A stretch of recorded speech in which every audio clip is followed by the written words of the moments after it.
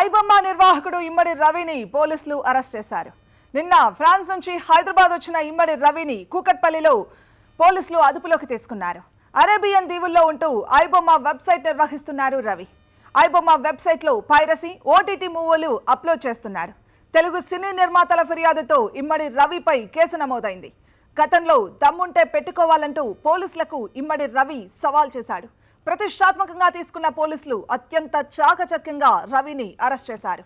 అతడి ఖాతాలో ఉన్న 3 కోట్లను ఫ్రీజ్ చేశారు. ఐబొమ్మ నిర్వాహకుడు ఇమ్మడి రవి అరెస్టుకు సంబంధించిన మరింత సమాచారాన్ని మా క్రైమ్ బ్యూరో చీఫ్ సునీల్ అందిస్తారు. సునీల్, ఐబొమ్మ రవి చాలా కాలంగా పోలీసులకు మోస్ట్ వాంటెడ్ గా ఉన్నాడు. ఎందుకంటే ప్రతి సినిమా రిలీజ్ కాగానే ఆ సినిమాను వెబ్సైట్ లోకి అప్లోడ్ చేయడం అనేది ఆయన హ్యాబీ అనుకోవచ్చు, లేకుంటే వ్యాపారంగా పెట్టుకున్నాడని కూడా అనుకోవచ్చు. ఎందుకంటే ఆయన చాలా కాలంగా పోలీసులకు తెలియకుండా తప్పించుకు తిరుగుతున్నాడు. ఈ విషయం పైన చాలా సార్లు నిర్మాతలు పోలీసులను ఆశ్రయించారు, కంప్లైంట్ ఇచ్చారు ఐబొమ్మ అనే వెబ్సైట్ మీద.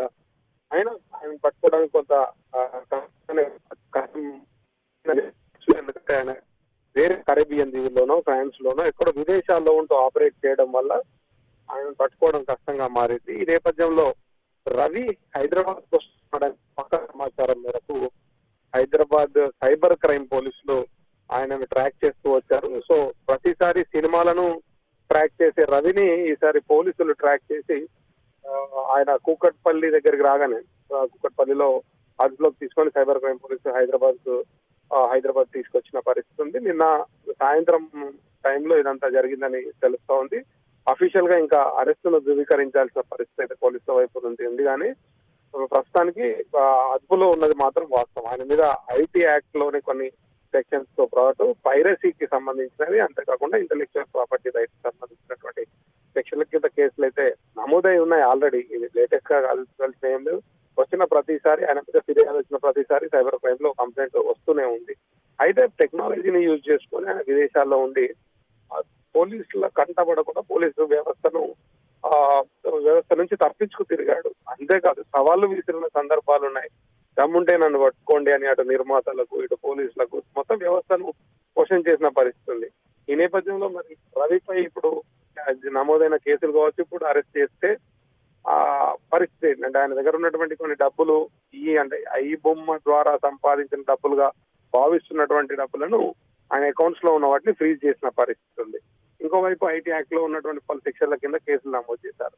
ఇప్పుడు రవి తరఫున వాళ్ళు చెప్పేది ఏంటంటే ఐటీ యాక్ట్ లో చేసిన దాంట్లో ఆయన రిమైండ్ చేసే అవకాశం లేదని ఒక వాదన నడుస్తా ఉంది. లేదు, ఐటీ యాక్ట్ తో పాటు పైరసీ కూడా ఉంది కాబట్టి దీంట్లో రిమైండ్ చేయొచ్చని చూడాలి. ఇంకా అంటే పోలీసులు పూర్తి స్థాయిలో పకడ్బందీగా ఆయన కోసం చాలా రోజులుగా ఎదురు చూస్తా ఉన్నారు. చాలా కేసెస్ లో వాంటెడ్ గా ఉన్నాడు. అంతేకాకుండా కోట్ల రూపాయలు పెట్టి సినిమాలు తీస్తే ఆ సినిమాను నిమిషాలలో ఆయన అప్లోడ్ చేయడం. ఒక సినిమా రిలీజ్ అయిందంటే అదే రోజు ఎవరైనా మామూలుగా స్మార్ట్ ఫోన్ ఉన్న వాళ్ళైతే సినిమా రిలీజ్ అయితే ఆ సాయంత్రం కల్లా ఐబొమ్మలు వస్తుంది చూద్దామనే పరిస్థితికి తీసుకొచ్చాడు అది. కాబట్టి అది దాన్ని కొంత ప్రొడ్యూసర్లు ఛాలెంజ్ గా తీసుకున్నారు. ఇటు సైబర్ క్రైమ్ పోలీసులు కావచ్చు, పోలీసు వ్యవస్థ కూడా ఛాలెంజ్ గా తీసుకున్నారు. కానీ ఆయన విదేశాల్లో ఉండడం వల్ల ట్రాక్ చేయడం కష్టంగా మారింది. ఐపీ అడ్రస్ లను ట్రాక్ చేస్తూ చాలా సందర్భాల్లో పోలీసులు ప్రయత్నం చేసినప్పుడు, సైబర్ క్రైమ్ పోలీసులు ప్రయత్నం చేసినప్పుడు ఆ విదేశాల నుంచి రావడము, ఐపీ అడ్రస్ డిఫరెంట్ కంట్రీస్ నుంచి రావడము, కరేబియన్ దీవులు లాంటి ఏరియాస్ కావచ్చు, లేకుంటే వివిధ దేశాల నుంచి రావడం వల్ల ఆయన క్యాచ్ చేయడం కష్టంగా మారింది. కానీ మరి అంత మూర్ఖంగా హైదరాబాద్ కి ఎలా వచ్చాడు ఏంటి అనేది తెలియదు. కానీ మొత్తానికి హైదరాబాద్ కు వచ్చాడనే విషయాన్ని జనరల్ గా ఆయన పాస్పోర్ట్ అవన్నింటినీ ట్రాక్ చేస్తూ ఉంటారు. ఇమిగ్రేషన్ అధికారులకు చెప్పుకుంటే ఖచ్చితంగా అలర్ట్ చేస్తారు. ఏ ఎయిర్పోర్ట్ లో దిగినా ఆ ఎయిర్పోర్ట్ కు సంబంధించినటువంటి అథారిటీస్ ఆయన మీద అలర్ట్ ఉంది కాబట్టి పోలీసులను అలర్ట్ చేస్తారు. ఈ నేపథ్యంలో అలర్ట్ చేశారు. చేసిన నేపథ్యంలో పోలీసులకు సమాచారం రావడం ఇమీడియట్ గా ఆయనను క్యాచ్ చేసిన పరిస్థితి అయితే ఉంది. ఇంకా అఫీషియల్ గా డిక్లేర్ చేయలేదు. హైదరాబాద్ సిపి ప్రెస్ కాన్ఫరెన్స్ పెట్టి రవికి సంబంధించిన అంశాన్ని వెల్లడించే అవకాశం అయితే ఉంది. సో మొత్తానికి ప్రస్తుతానికి అదుపులో ఉన్నాడని చెప్పుకోవచ్చు. అరెస్ట్ అనేది ఇంకా కొంత ధృవీకరించాల్సిన పరిస్థితి అయితే ఉంది మాధవి.